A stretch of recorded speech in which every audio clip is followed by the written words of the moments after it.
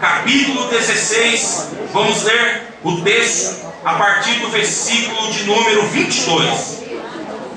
E a multidão se levantou unida contra eles, e os magistrados, rasgando-lhes as vestes, mandaram açoitá-los com varas, e havendo-lhes dado muitos açoites, os lançaram na prisão, mandando ao carcereiro que os guardasse com segurança, o qual, tendo recebido tal ordem, os lançou no cárcere interior e lhes segurou os pés no tronco. E perto da meia-noite, Paulo e Silas oravam e cantavam hinos a Deus, e os outros presos os escutavam. E de repente sobreveio um tão grande terremoto que os alicerces do cárcere se moveram, e logo se abriram todas as portas, e foram soltas as prisões de todos. Amém. Os acontecimentos descritos no capítulo 16 de Atos ocorreram durante a segunda viagem missionária do apóstolo Paulo. Em Atos 16, versículos 6 e 7, o texto nos informa que a equipe missionária comandada por Paulo, eles estavam planejando avançar em direção à Ásia, mas o texto diz claramente que o Espírito de Jesus não lhes permitiu. Por quê?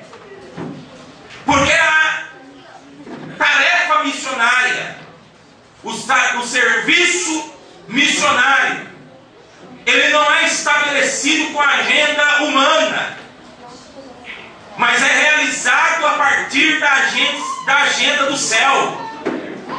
Deus não está se curvando e obedecendo a agenda humana. Deus ainda respeita e obedece o que Ele estabeleceu nos céus. Os céus é o trono de comando de Deus, inclusive de todo o universo. É do céu que vem as ordens, é do céu que Ele determina, é do céu que vem o comando de Deus em relação ao trabalho que nós realizamos aqui na terra. Deus, Ele apontou o rumo da ação missionária para Paulo, e pedindo Paulo de entrar na Ásia, e direcionando Paulo e a sua equipe missionária para a Europa. Observe que o texto diz que durante a noite, após o Espírito de Deus impedir que aquela comitiva liderada por Paulo fosse às regiões da Grécia, o texto diz que Paulo teve uma visão de noite, em que um varão macedônio lhe rogava ajuda, dizendo: passa a Macedônia e ajuda-nos. E Paulo, impelido por aquela visão, partiu rumo à Macedônia. Agora deixa eu abrir um parênteses aqui a respeito desse assunto tão importante. A obra de Deus, ela é realizada a partir de uma visão que nós temos da parte de Deus. Igrejas cegas morrem. Igrejas que perdem sua visão missionária deixam de existir. Pastores cegos que não lideram suas ovelhas à prática missionária se tornam coveiros da igreja. Em Apocalipse capítulo 3, versículo 18, nós temos o registro de uma igreja, das 7 igrejas que estavam na Ásia Menor, chamada igreja que estava em Laodiceia.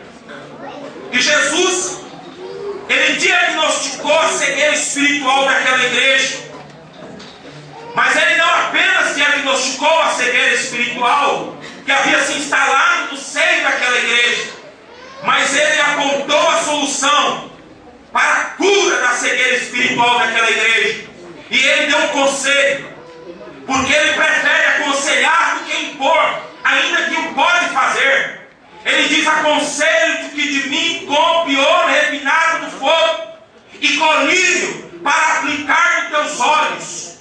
essa noite Deus ele tem um aditivo celestiano para aplicar nos olhos daqueles que porventura estão cegos espiritualmente. Se eu estivesse no teu lugar essa noite, a visão embaçada, eu levantaria os meus olhos para o céu e arregalaria eles e diria: pinga aqui esse colírio santo para que eu saia enxergando essa noite de maneira plena. A solução é aplicar o colírio celestial para restaurar a visão espiritual. No Antigo Testamento, nós observamos que Deus se dava a conhecer aos profetas a partir de uma visão ou visões. Em Números capítulo 16, versículo 6, está narrando esse fato. Irmãos, toda vez que essa visão inexistia, deixava de acontecer, o povo se soltava na corrupção desempregada. Porque Provérbios 29 e 18 diz que não havendo profecia, a palavra ali quer dizer no original visão, o povo se corrompe. Uma igreja que não há visão, que não há revelação da parte de Deus, é uma igreja que está com a cova aberta e pronta a ser jogada e enterrada. Mas aqui não é lugar de coveiro, aqui não é lugar de abrir cova, aqui é lugar de tirar da cova, porque Jesus diz: eu sou a ressurreição e a vida, aquele que está morto viverá.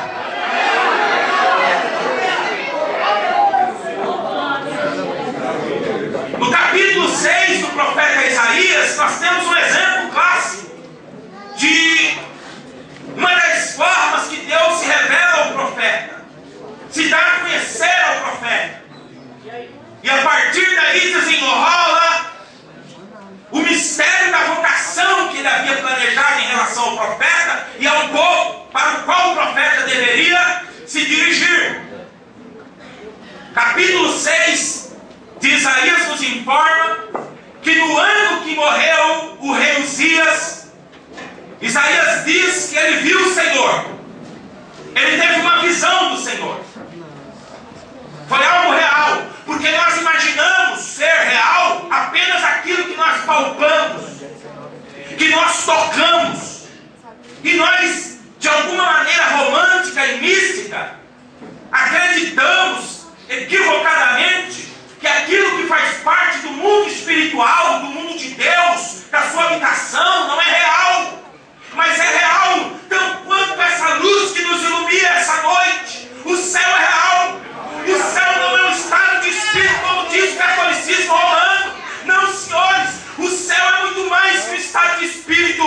O céu é um lugar, o céu é a habitação de Deus, o céu é onde Jesus foi nos preparar um lugar, e Ele diria que voltaria e nos levaria para onde Ele estivesse também. E é do céu que descem as visões celestianas da parte de Deus para a vida da sua igreja. Isaías diz e descreve que ele viu o Senhor. E onde o Senhor estava? Num alto e sublime trono.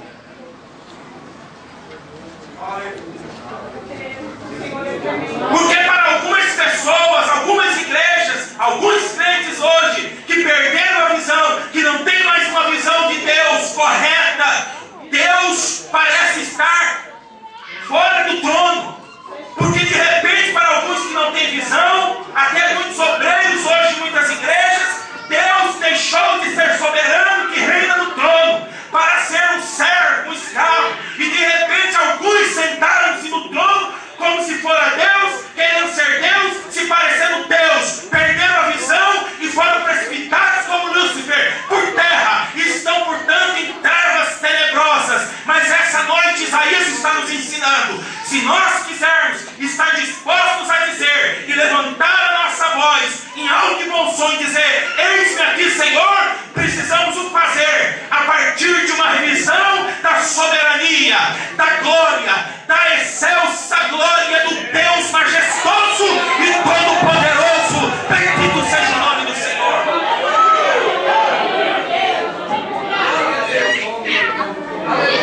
Não há possibilidade de se dispor a Deus se não tiver uma visão da glória de Deus. Tem crente que não gosta desse assunto.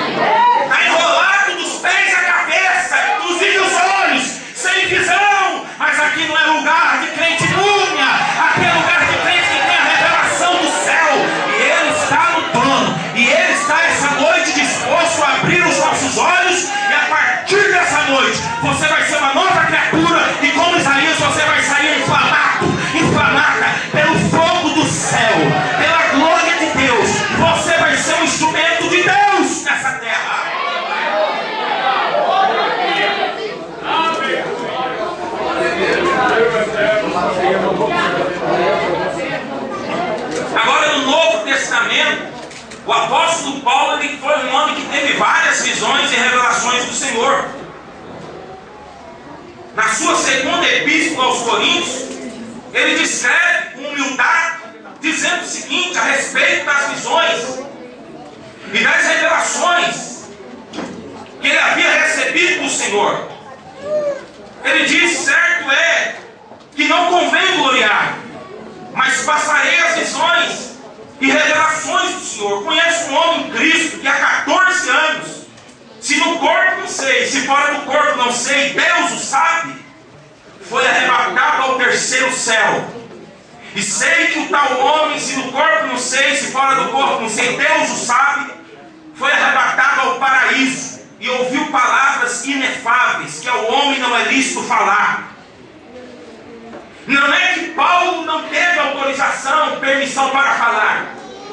É que o que ele viu quando teve uma visão da parte de Deus é irreferível. Não tem como se referir. Ainda que queira, você não tem como se referir. Porque o céu é exatamente isso, surpresa, sempiterna. Nós conhecemos muito o céu por fora, mas essa noite Deus quer nos levar a conhecer o céu por dentro. E Ele é capaz de fazer isso.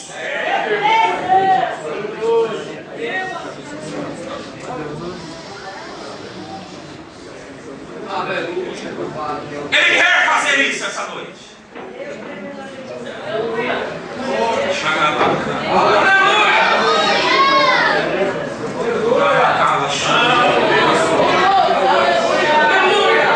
Eu sinto a glória dele aqui essa noite. A presença dele aqui nesse lugar.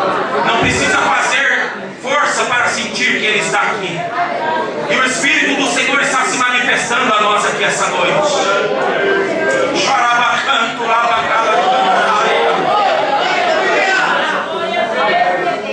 Paulo, ele teve várias visões e revelações do Senhor durante seu trabalho missionário, quando Deus o guiou e o encorajou ao trabalho com visões celestiais.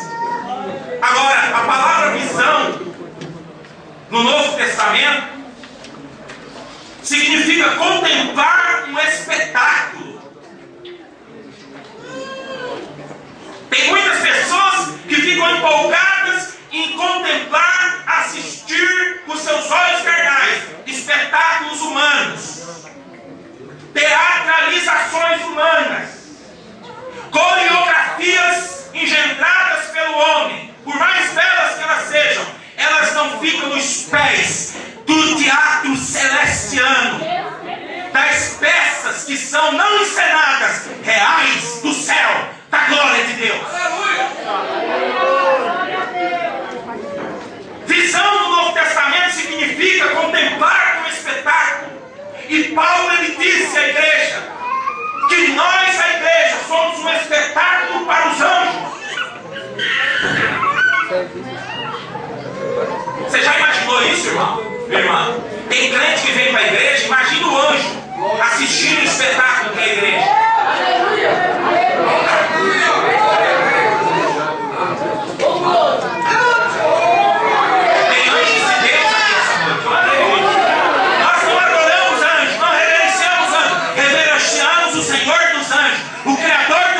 Os anjos são ministros de Deus a favor dos que hão de herdar a salvação.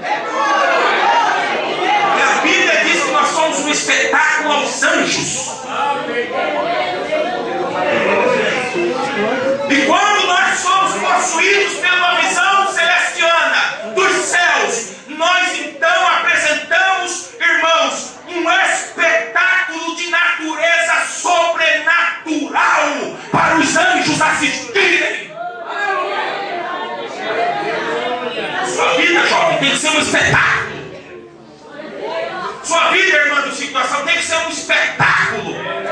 Sua vida, meu irmão, que sai na porta, tem que ser um espetáculo fabuloso, lindo, belo, maravilhoso. Porque Deus, como um escultor, Ele não faz coisas feias. Ele esculpiu a igreja como obra-prima das suas mãos. A igreja não é projeto feito aqui na terra. A igreja é projeto que vem do céu, e do céu vem coisa boa, do céu vem coisa limpa, do céu vem coisa bela, do céu vem coisa pura. Do céu nós temos o artista dos artistas, que se chama Jeová Todo-Poderoso, e Ele está aqui essa noite. Se a tua vida não tem sido um espetáculo bonito, Ele vai reescrever o teatro da tua vida. O cenário vai mudar essa noite, e a tua vida vai ser um espetáculo brilhante e fabuloso para a glória daquele que criou os céus e a terra. Churebecou Balaia, Torebecalahás.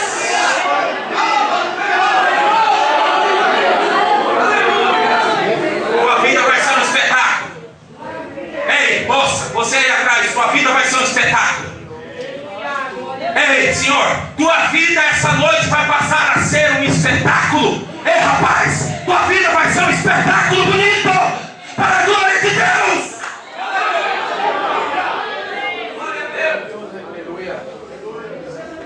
Graças a Deus. Glória a Deus. Aleluia.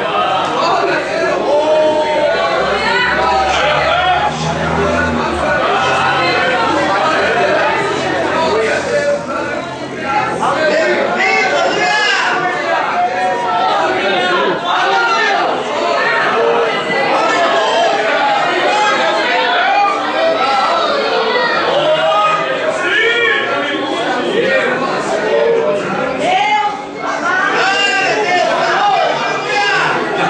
Chorando na presença de Deus.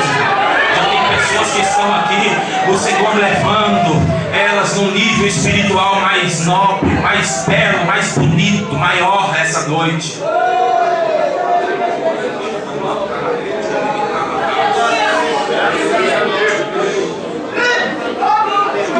A visão no Novo Testamento é contemplar um espetáculo de natureza sobrenatural. Porque tem espetáculos que são criados no laboratório da mente humana. Portanto, fadado ao fracasso, ao ridículo.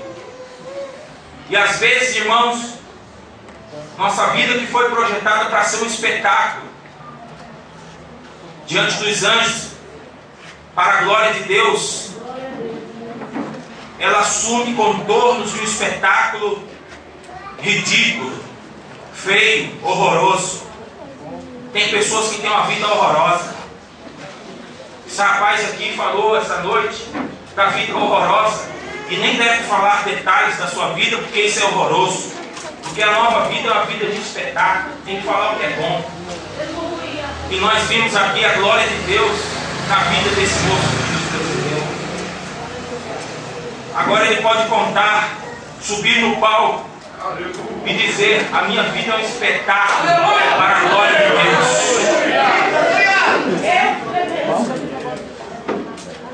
Escuta, se Paulo diz que nós somos um espetáculo aos anjos, como é que os anjos nos vê essa noite? Como ele te enxerga? Como ele nos enxerga? Eu fico olhando alguns lugares, vamos pregar a palavra de Deus, e é de maneira descarada, descabível, algumas pessoas agem hoje. Pelo menos alguns disfarçam, outros fazem questão de mostrar o seu descalabro espiritual, moral, ético, para com Deus, para a casa de Deus, para com os anjos de Deus. Eu já vi irmãs vendendo revista da Avon, do Boticário dentro da igreja. Imagina um anjo assistindo isso.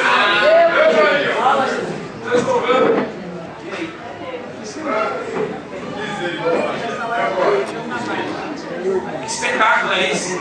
Faz vergonha até o diabo. Nem ele não quer assistir isso.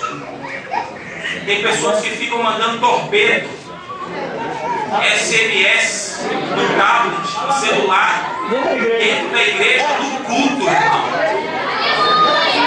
Só o sangue de Jesus. Essa noite os céus estão abertos.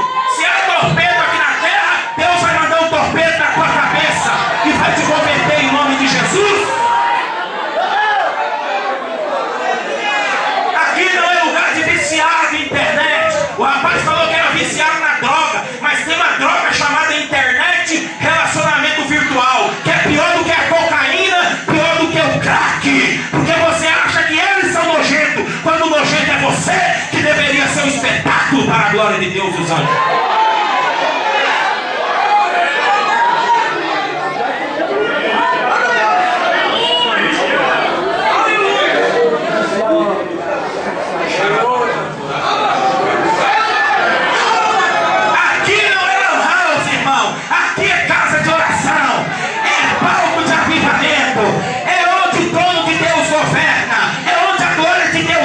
E o nome de Jesus é glorificado e os crentes saem cheios para fazer a trabalho missionário para a glória de Deus.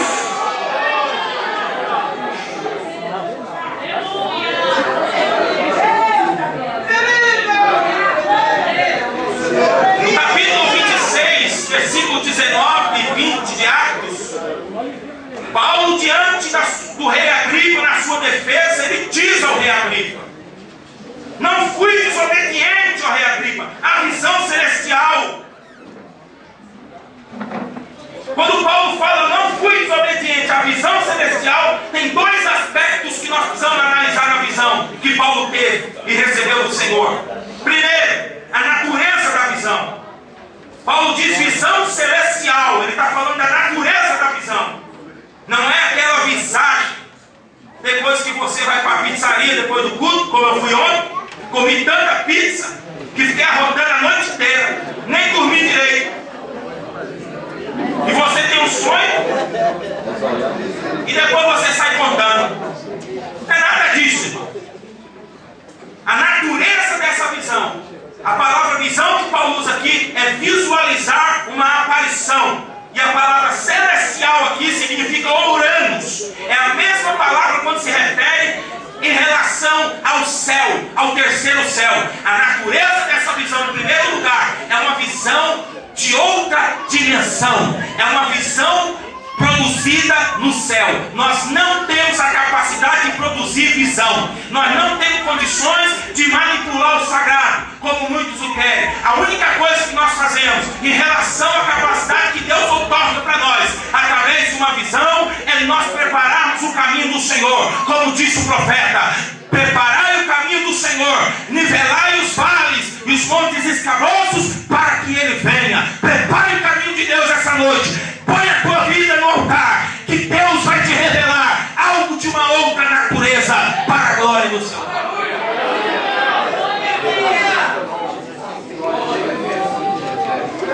O segundo aspecto dessa visão que Paulo diz ao rei Agripa é a reação à visão. Uma coisa é você ter a visão, outra coisa é como você reage à visão. Qual é a reação que temos tido em relação ao que Deus tem nos outorgado, nos falado, nos revelado, nos comunicado através de visões? Que reação, moça, você tem?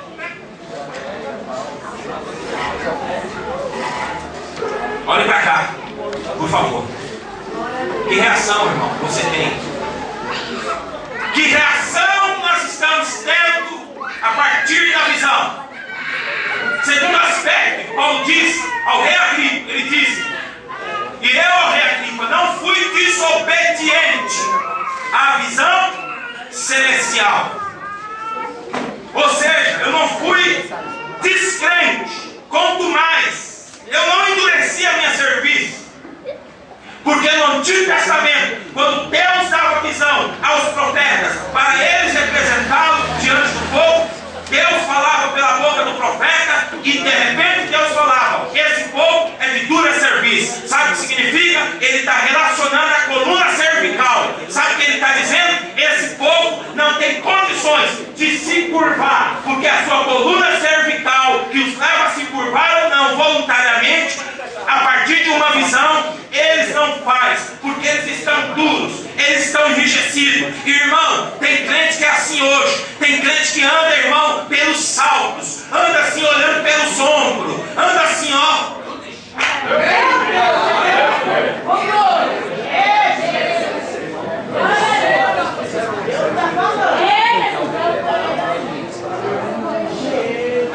Irmão, dura serviço, descrente, desobediente, que reage com rebelião, com rebeldia.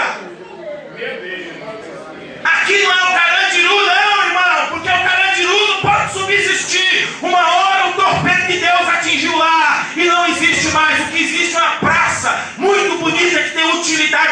fica. Assim é a vida de muitos orgulhosos. Deus, ele nessa noite, a partir do seu trono, em Atos 1:8 ele diz: mas recebereis a virtude ao descer sobre vós o Espírito do Senhor. Sabe o que significa? A palavra virtude no original é dunamis, de onde vem a palavra dinamite. Sabe o que Deus está falando para os apóstolos e para a igreja hoje? Quando vocês estiverem reunidos, preparando o caminho do Senhor na oração, para a vida no altar, de repente do céu eu vou mandar uma dinamite. E sabe o que a dinamite serve? A dinamite, quando o edifício está podre, já não tem impressibilidade mais para nada. Sabe o que se faz? Não se reforma. Deus não remenda ninguém, Deus não reforma ninguém, Deus não melhora a vida de ninguém. O que nós estamos precisando não é de autoajuda, como o mundo sugere muitas igrejas com autoajuda. O que nós estamos precisando essa noite é de ajuda vinda do alto. Bendito seja o nome do Senhor. Sabe o que Deus vai fazer essa noite, meu irmão? A palavra dinamite significa: o edifício humano está podre, está caindo aos pedaços. Eu não vou reformar, eu vou mandar dinamite e vou implodir, não vou explodir. Explodir é para fora, implodir é para dentro. O poder do Espírito de Deus vai implodir a tua natureza carnal essa noite. Tu vai deixar esses olhão grandes, cobiçosos que dão ganância, e essa noite você vai ter o colírio pingado pelo Espírito de Deus na tua face. Essa noite, esse caminho resvalado que tu anda na corrupção e imoralidade, Deus vai endireitá-lo, porque o dinamite do céu está aqui essa noite. Vai implodir, e a partir do monturo ele vai reconstruir. Tu e eu vai achar a bacana. Pula na praia, tu me calarás.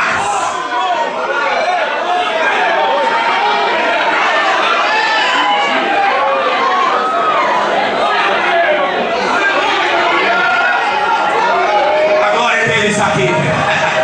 É o dinamite do céu aqui. Está na palavra, meu irmão. Está na palavra. A promessa que respeita a voz a todos que o Senhor chamar.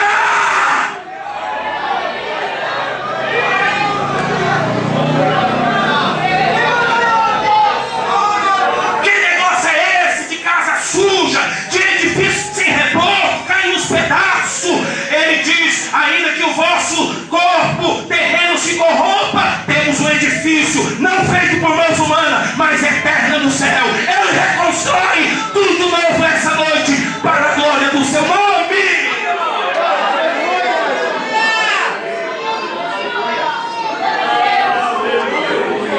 Eu não fui desobediente ao rei Agripa. Por quê? Porque ordem divina não se discute, se obedece.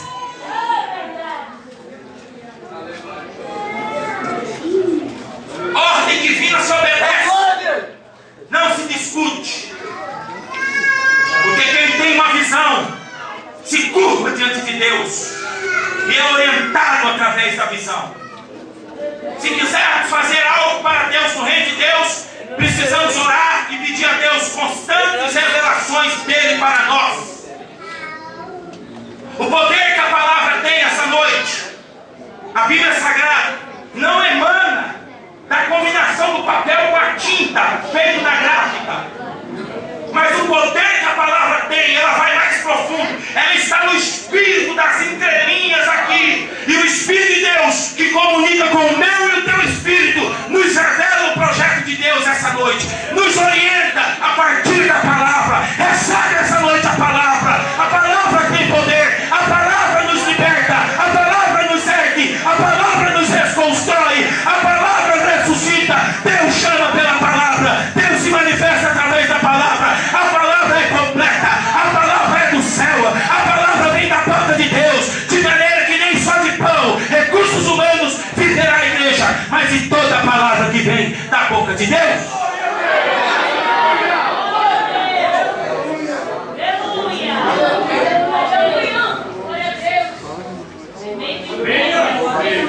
Paulo, ele recebe a visão de noite. Agora, irmão, Paulo, aqui, ele não é um amador. Havia se passado mais de 14 anos na escola de Deus, no deserto da Arábia, e aos pés do rabino mais reconhecido da época, chamado Gamaliel. E o rabino dos rabinos, chamado Jesus Cristo. Porque quando ele volta, ele diz na carta escrita aos Gálatas. E eu não recebi esse evangelho quando eu criei. A partir dos apóstolos, tidos como coluna da igreja de Jerusalém. Jerusalém era o centro religioso da época. Ele diz: mas eu estive com o Senhor. Eu recebi de Deus. Porque, irmão, se não receber de Deus, não tem homem nenhum que te conserve. Não tem pastor bom que coloca a nossa vida no lugar. Por que tem pessoas, irmão, que ficam anos na igreja e a sua vida é uma lambança, uma esculhambação? Não tem pastor que preste.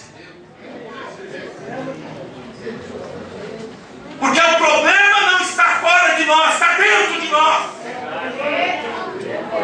O problema não são as críticas dos outros, o problema está dentro de nós. O problema não é o mundo lá fora, o problema é o nosso coração podre.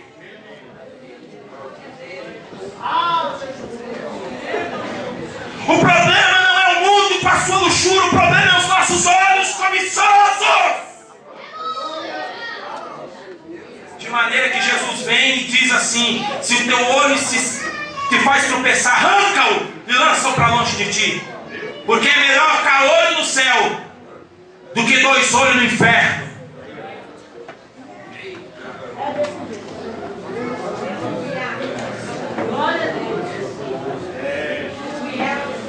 Melhor é um que tem uma mão mirrada e apenas uma mão no céu, do que uma mão boba, safada, licenciosa, pervertida aqui na terra e no inferno.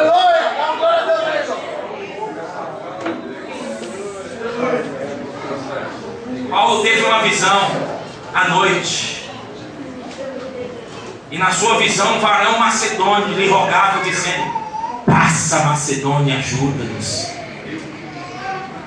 Paulo, impelido por aquela visão, partiu rumo a Macedônia. E ao entrar lá no território da Macedônia, Paulo escolheu a cidade mais estratégica para pregar o evangelho, a cidade de Filipos. Paulo entendeu, irmãos, que se o evangelho alcançasse Filipos, dali se espalharia tanto para o ocidente como para o oriente, para toda a Europa, como de fato aconteceu. Porque Paulo obedeceu uma visão que Deus lhe deu. Toda a Europa recebeu o evangelho. Talvez depois do sacrifício, a morte de Jesus no Calvário, o ato mais importante para a humanidade foi essa obra que Paulo fez na cidade de Filipos. Compensa, meu irmão, tu abandonar essa visãozinha míope, medíocre, rasteira, nanica, anã, essa noite, e se curvar diante da voz do céu. A visão de Deus é mais bela, é mais profunda, mais significativa. Vale a pena investir a partir da visão do céu. Jamais poderemos quantificar em números, na estatística que quiser, os desdobramentos a partir dessa visão que Paulo teve, que se desenvolveu a partir da cidade de Filipos, o lugar estratégico. Ei, Deus é o Deus das santas estratégias. Eu estou orando por muitas, viu? Eu estou igual aquele irmão que diz: eu estou com um olho no peixe e outro no gato. Aleluia!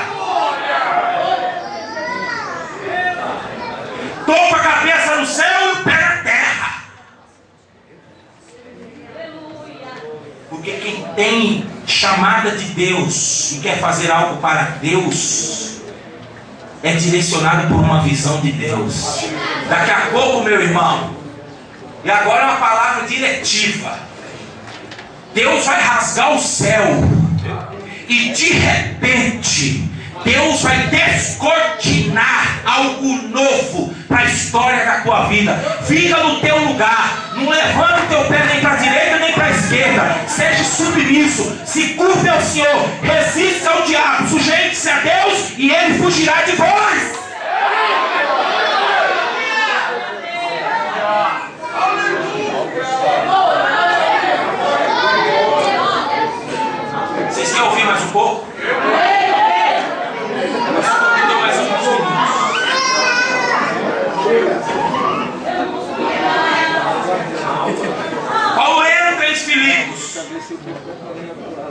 Mas o sucesso da evangelização em Filipos não foi sem dor. Olha para mim aqui, por favor. Não perca nada, não. Porque o sucesso da obra passou pelo sofrimento dos obreiros. Esse evangelho de água com açúcar, que muitos estão querendo colocar goela abaixo aí, não está com nada. É descartado. O evangelho da prosperidade que está sendo pregado hoje no Brasil, ele não prepara pessoas para o dia da dor, só se prepara pessoas para o dia do sucesso. O irmão falou com muita propriedade aqui essa noite. E ele disse: muitas coisas na sua vida não vai dar certo. Está certinho. Cadê ele que falou isso? Está certinho. E é bíblico isso aí. Quem disse que tudo vai dar certo? Quem disse? É mentira. No mínimo é uma propaganda enganosa. A pessoa estava apenas emocionada e falou. E você que estava vulnerável se emocionou mais do que ele, que cantou no teu ouvido. Sabe por quê? Porque o versículo 6 e 7, eles são homens de Deus, profetas e doutores.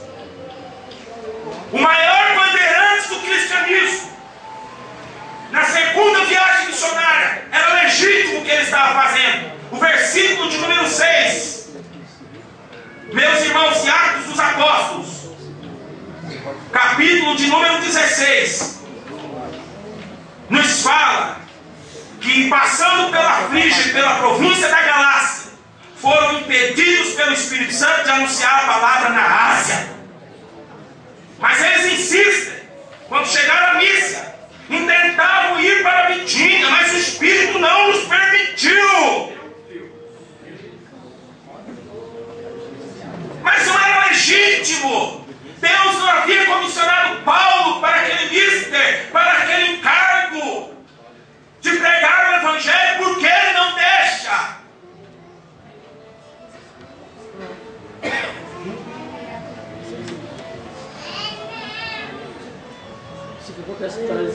Por quê? Porque nem tudo vai dar certo.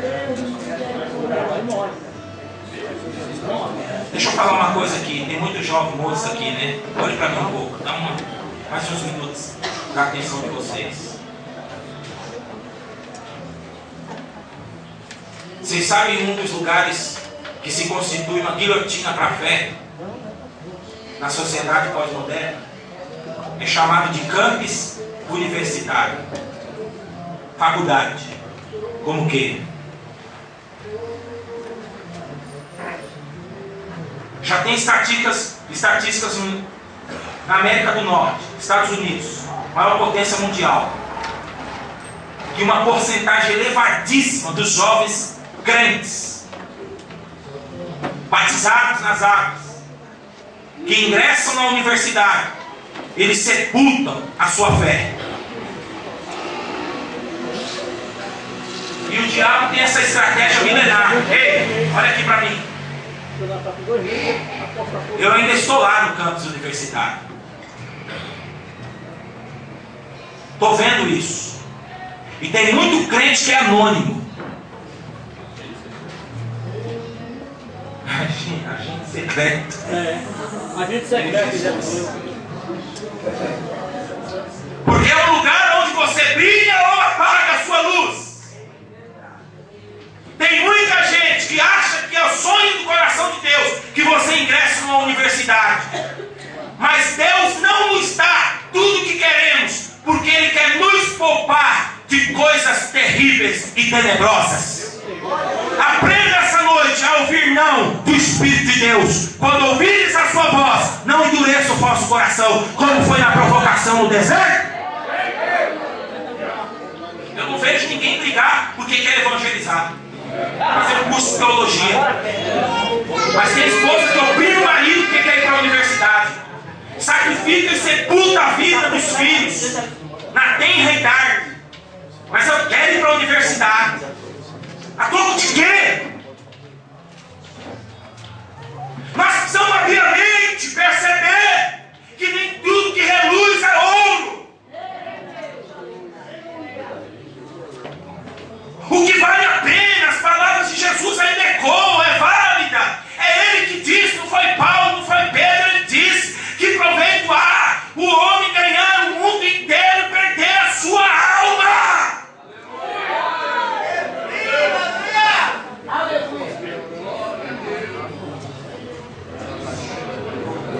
Não precisa dizer que eu estou... Não quero me referir a você fazer projetos para os seus filhos, ou você estudar. Não precisa dizer. Eu não estou me referindo a isso. Eu estou me referindo que existe um projeto de vida mais nobre. Um dia chegaram para Billy Graham, o maior evangelista do século passado. Segundo a revista Times dos Estados Unidos, uma das 100 personalidades mais importantes do mundo. Um batista. Convidaram Billy Graham e disseram para ele: se candidate à eleição, à presidência dos Estados Unidos da América, que você ganha. Ele disse: eu não posso me rebaixar a isso.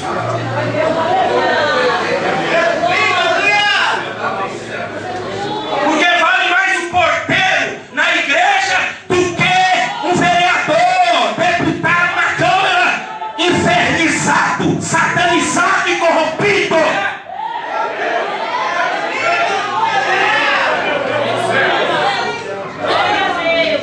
Se Deus te precisar na Câmara, Ele vai te levar lá, fica tranquilo. Eu estou falando aqui de um projeto maior. Algumas pessoas não entendem isso. Por quê? Porque estão cegas. Precisa haver uma visão de Deus na vida de muitas pessoas na igreja. Tem jovens na igreja que eu fico olhando às vezes e eu fico com dó. Fico pensando nos pais. Que orientação esses jovens estão tendo em casa, vendo a vida dos pais. E aí eu fico vendo, às vezes, moças, rapazes, adolescentes ainda, quando não, crianças, que têm uma voz bonita, têm um talento, às vezes até um dom dado por Deus, para a glória do seu nome, estão aí esperando uma oportunidade no Raul Gil, para brilhar, para se projetar. Vem cá, não foi esse Raul Gil que morreu na cruz por tu não, infeliz. Foi Jesus de Nazaré. Sai desse rosco essa noite, cai na rede de Jeová.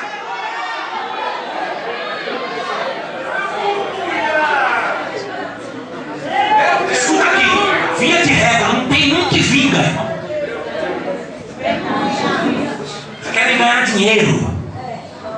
Paulo disse: acham que o evangelho é fonte de lucro, fonte de renda, viram estrelas. E agora a estatística do IBGE, a segundo ritmo, tipo de música mais ouvido na nossa nação brasileira é evangélica. Música gospel, mais ouvida. Agora os gordos, dos mercadejadores do comércio, da mídia, dos shows business por aí, eles sabem que agora entre os evangélicos é um mercado promissor, enriquecedor, e tem muito crente cego, sem visão de Deus, que não ouve o Espírito de Deus entrando por esses caminhos, irmãos.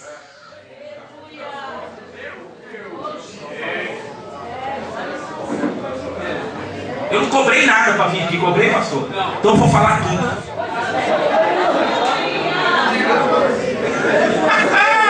Aleluia! Escuta, irmão, você não precisa se mancomunar com as trevas ao teu redor para você fazer algo para Deus. O que é que eu preciso? Seja você mesmo nas mãos de Deus. Você não precisa imitar a Lauriette. Eu admiro a voz. Você não precisa imitar Cassiane, Shirley Carvalhais. Deus só fez uma e jogou a forma fora. Tem irmão que acha que para ser usado por Deus sobe no púlpito, pega o microfone, as artérias chegam estufa, fica vermelho, parece que está com a gravata, com um nó apertado no pescoço. Para com isso, meu irmão. Quando Deus chamou o profeta Elias, antes dele ser tomado do seu servo Eliseu, ele disse: antes que eu seja tomado de ti na tua presença, pede o que queres que eu te faça. Eliseu parou e já tinha pensado, não foi de última hora, como parece nos propor o texto. Ele disse, resoluto: eu quero que haja porção dobrada do teu espírito sobre mim. Sabe o que significa isso? Eliseu está dizendo: tu és um homem de Deus, um dos maiores profetas que houve em Israel. Deus operou 7 milagres extraordinários através de ti, mas eu quero ser o dobro do que tu é.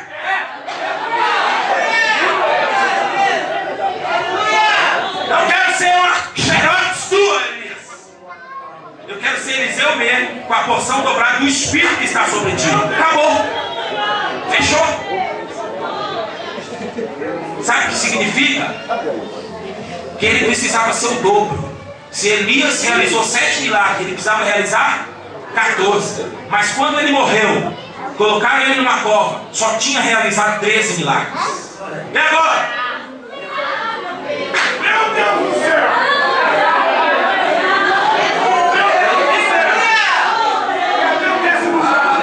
E agora, irmão? Como que resolve essa equação? Meu Deus do céu! O céu não está em crise. Deus vela pela sua palavra, pelos que assumem compromisso de receber uma visão de Deus. Ele está na cova. Está acontecendo uma guerra. Os inimigos vêm. E o soldado olha para a direita, olha para a esquerda, olha para trás. Não dá para ir. Tem uma cova aberta. Se jogou na cova. Quando ele morto, quer dizer, havia sido morto, o outro soldado para fugir, não dava para correr nem para a esquerda nem para a direita. O que eu vou fazer com esse cadáver? Tem uma cova ali. Jogou na cova e perna para quem te quer. A hora que o cadáver bateu, era o esqueleto e os ossos de quem? De Eliseu. Ressuscitou na hora. 14 milagres. Ainda que morra, o fruto vai acontecer para a glória do nome do Senhor. E quem crê, dá um brado de glória a Deus essa noite, meu irmão. Em nome de Jesus, Deus vela pela sua palavra. Urai, chora, bacana, abacala.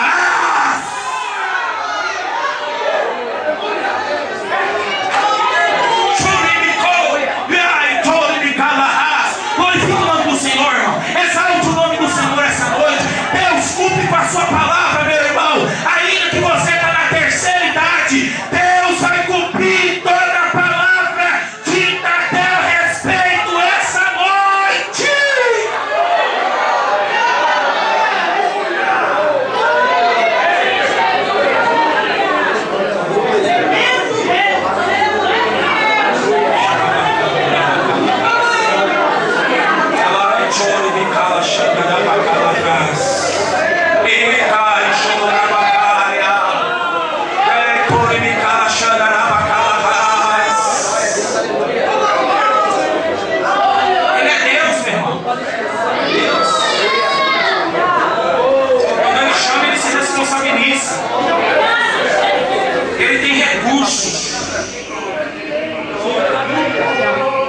O sucesso da obra em Filipos passou pelo sofrimento dos obreiros.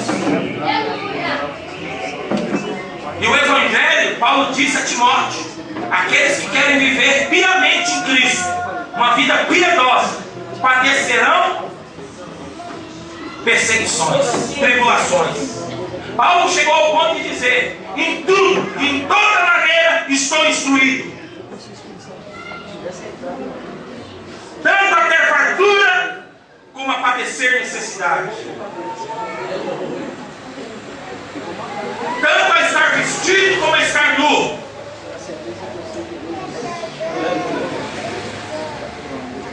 Posso todas as coisas naquele que me fortalece.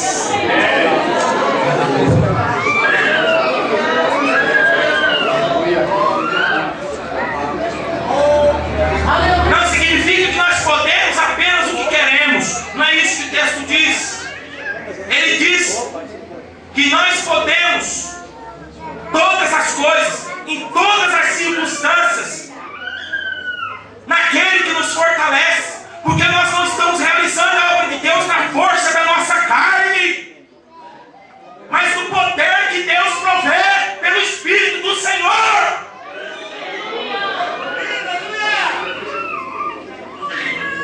Quando Paulo entra em Filipos, 3 pessoas de diferentes classes sociais são alcançadas em Filipos pelo Evangelho.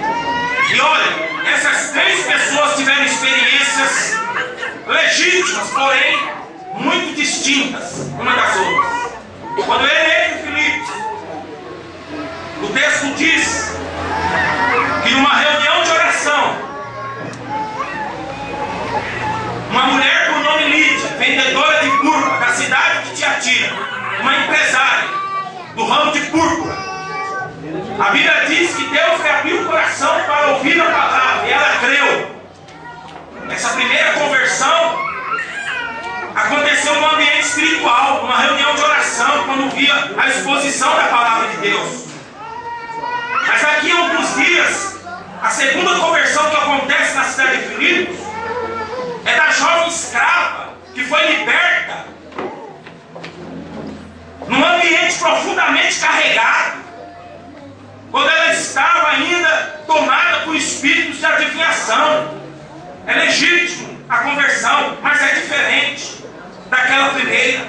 E a terceira conversão em Filipos acontece a um carcereiro que por sua vez foi salvo nas ruínas de sua prisão, abalada por um terremoto à beira da morte, do suicídio. Isso nos ensina algumas lições. Nós temos visto que quando Paulo entra na cidade com a sua equipe missionária,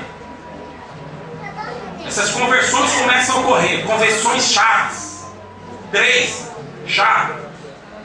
A terceira, eles são lançados no cárcere interior, na masmorra, no calabouço, porque aquela moça escrava de espíritos imundos, de adivinhação, havia levado a empresa satânica dos seus patronos à bancarrota, a abrir concordata, abriu falência.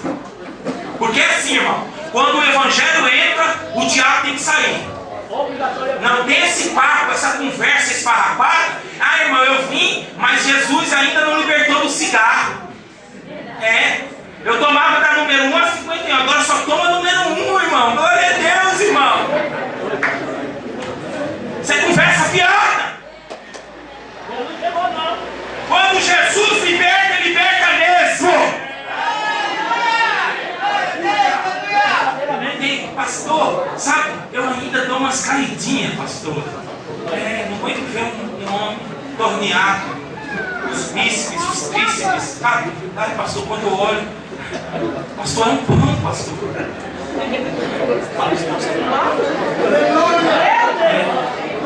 Como esse pão? É o pão que o diabo amassou. Sabe, pastor, Jesus não libertou ainda disso. Não libertou foi nada. Porque um dia ele disse: conhecereis a verdade, e a verdade vos libertará. Se o Filho, pois, é quem vos liberta, verdadeiramente sereis livres.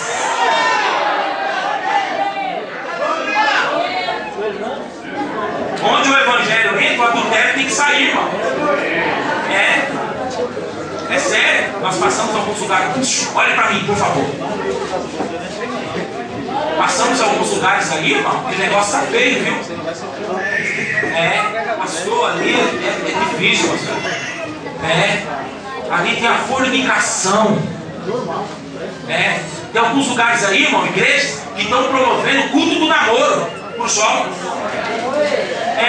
Para eles encontrar a alma gêmea. É sério, irmão. Tem igreja aí, olha para mim, por favor.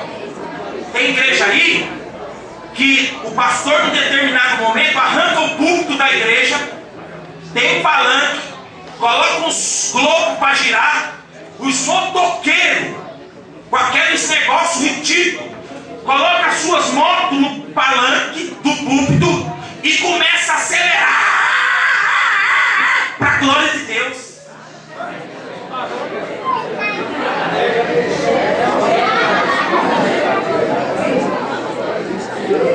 Irmão, olha aqui.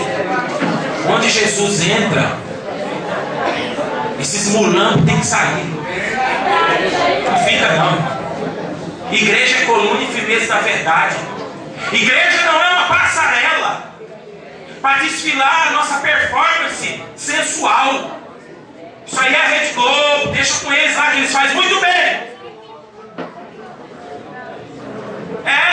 Aqui não é o lugar do ídolos não, irmão. Aqui é o lugar do Rei dos Reis, do Senhor dos Senhores, onde toda a honra, toda a glória, todo o louvor, toda a santidade é dele, para ele, por ele.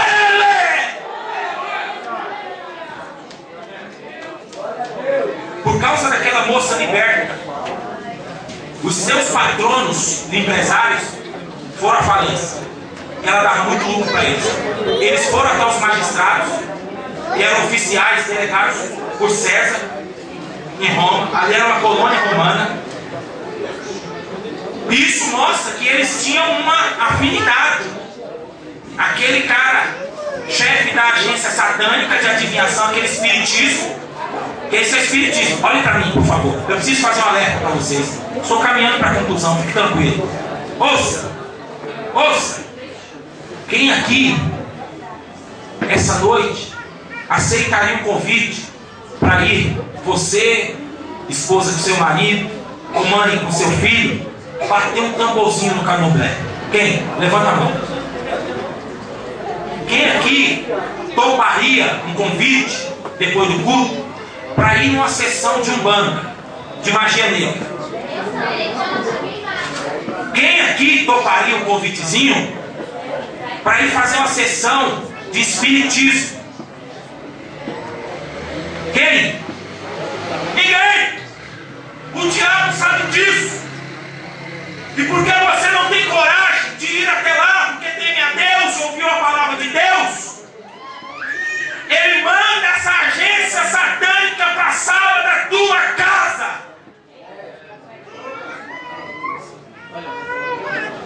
As programações da televisão brasileira estão eivada, impregnada de satanismo, bruxaria, fetichismo, romanismo, espiritismo e até muita programação que você acha que está fazendo um favor, um serviço para Deus, tidas como evangélica. Sai de lá, meu irmão, em nome de Jesus Cristo. Levanta um altar na sala da tua casa, no teu quarto, no teu banheiro, onde está essa televisão com essa programação satânica. Queima ela. Aonde o bezerro está, o cordeiro não entra. Se você quer o cordeiro de Deus na tua casa, arranca o bezerro essa noite.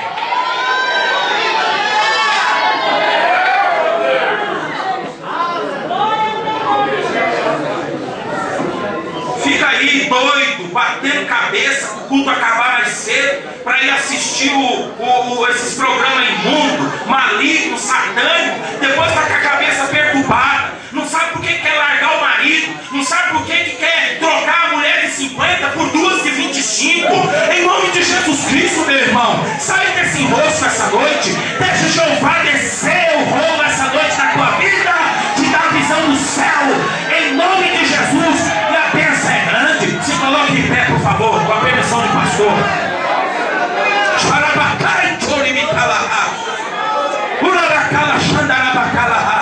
Erga a tua mão agora em nome de Jesus. Você que entrou aqui essa noite, está fazendo uma decisão de servir a Jesus, faz tal manifesta com a tua mão em nome de Jesus, para nós orarmos pela tua vida. Em nome de Jesus, onde está você que está aqui essa noite e está fazendo uma decisão de servir a Jesus? Faz assim com a mão para que a gente o veja e ore pela tua vida. Tem alguém aqui essa noite entre nós? Você, meu irmão, embora você esteja na fé, você faz parte do rol de membros da igreja, mas há de convir que a palavra do Senhor foi clara a você essa noite. Há um embaçamento no teu olhar espiritual essa noite. Há como que umas escamas. Você não consegue perceber Deus, você não consegue compreender a obra de Deus, aceitar os projetos de Deus. Erga a tua mão bem alta agora em nome de Jesus. Em nome de onde você está, não tem uma pessoa só não, rápido, erga essa mão em nome de Jesus. Xarabacanto rabacalarás. Urabacai choribicalaxandarabacaia. Deus bendito, em nome de Jesus Cristo, Senhor, nós erguemos nossas mãos aos céus, a tua santa habitação.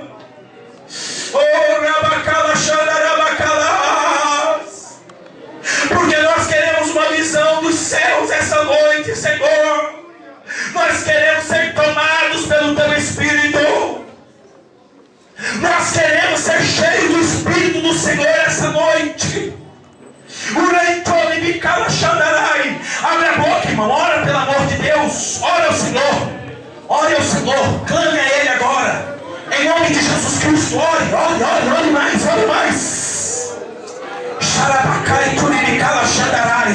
Começa a renovar, Senhor. Em nome de Jesus Cristo, por tua graça, começa a encher do teu Espírito esse